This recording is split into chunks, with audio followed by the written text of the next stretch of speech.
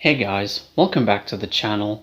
Today I'm going to be reviewing the 8th and final season of Fear the Walking Dead. So season 8 takes place 7 years after the events of season 7 and sees the returning characters from that season now living on an island being overrun by a community known as Padre. With only 12 episodes in the season, the first half primarily focuses on the Padre storyline, while the second half sees Madison being confronted with her past. So after the show kind of switched gears in season 4 in an attempt to reinvent itself, it's been a bumpy road to say the least. You know, the first 3 seasons, which served as a prequel to The Walking Dead's main show, that's the gold standard right there. As much as I like season 4 and find it to be somewhat underrated, it tended to be very frustrating given the lengths it resorted to just to accommodate for Morgan. Season 5 was incredibly boring and is usually most people's pick for the worst season. Season 6 was somewhat of a return to form, even if it kind of fell apart towards the end. Season 7 was ambitious as it was stupid,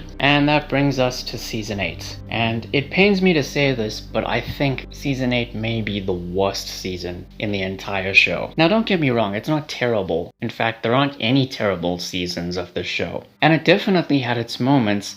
Too bad they were buried under the shit piles of ludicrous writing this show has become infamous for. I'm gonna keep things relatively spoiler free, though I will go into spoilers for the 2-part finale. So, with all that in mind, let's get into it.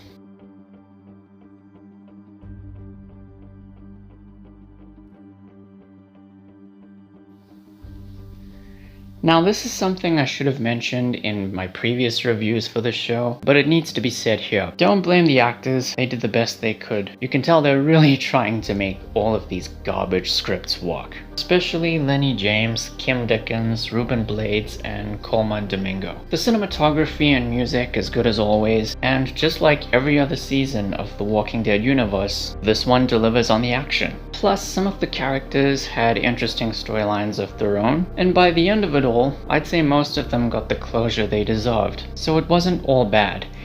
Unfortunately, it wasn't all that good either, and I'm gonna get into that right now.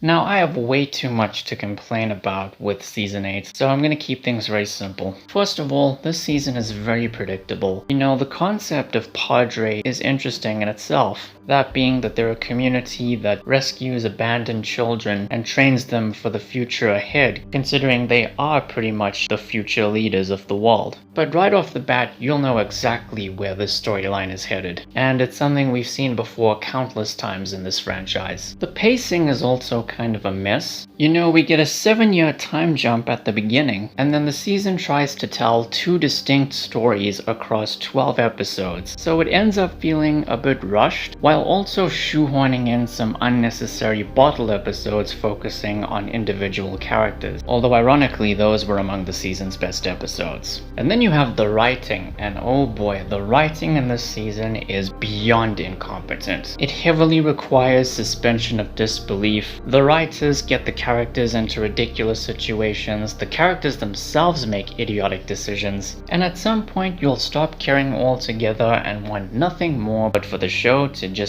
end. Also, some of the side characters that survived season 7 ended up being written out of the show in such lazy and anticlimactic fashion. And last but not least, there's the 2-part finale, episodes 11 and 12. For the most part, these 2 episodes were massive piles of trash, but the last 30 minutes or so, you know, that was a great way to end the story once and for all. Okay, so now we're gonna go into spoilers for the 2-part finale. If you want to avoid them, please go to this time on the screen.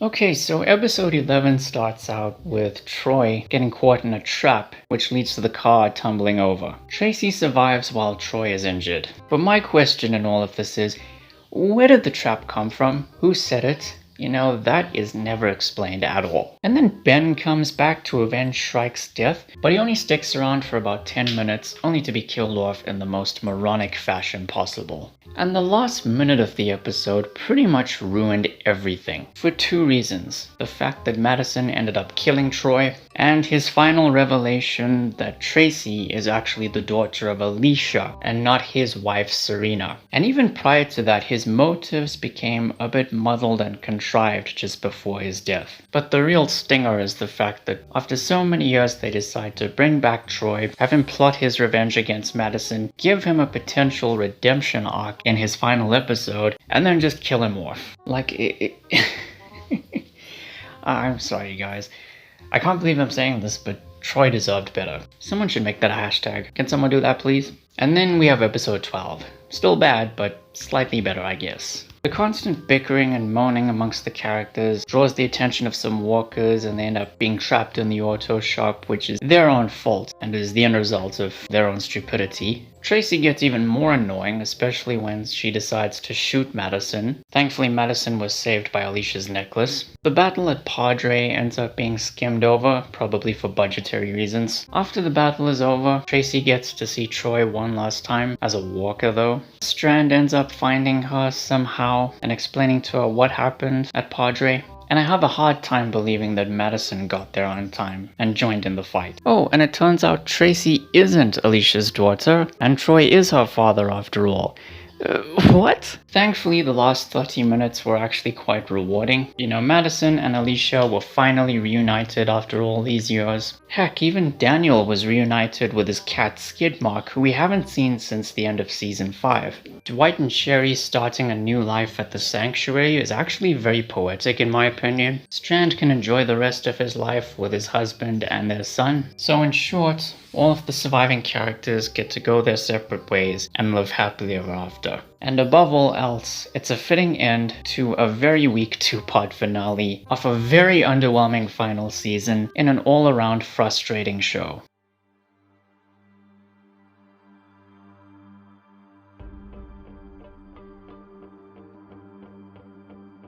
So yeah, those are my thoughts on the final season of Fear the Walking Dead. As for the future of the franchise, I am excited for all the upcoming spin-offs, that being the second seasons of Dead City and Daryl Dixon, the Ones Who Live miniseries which will feature the returns of Rick and Michonne, an untitled crossover series that is in early development, and a second anthology series called More Tales from the Walking Dead universe. But as for Fear the Walking Dead, am I gonna miss watching it? No, not really. You know, there's lots of wasted potential here, especially after season 3, but I wish the cast and crew nothing but the best in their future endeavors. And this brings my Fear the Walking Dead review series to a close. So as for next time guys, it's gonna be a while before I put out another video, although I do have plans to review plenty of other shows next year. So yeah, thank you all for watching guys, please be sure to like the video, share and subscribe, ring the bell, take care, and I'll see you soon.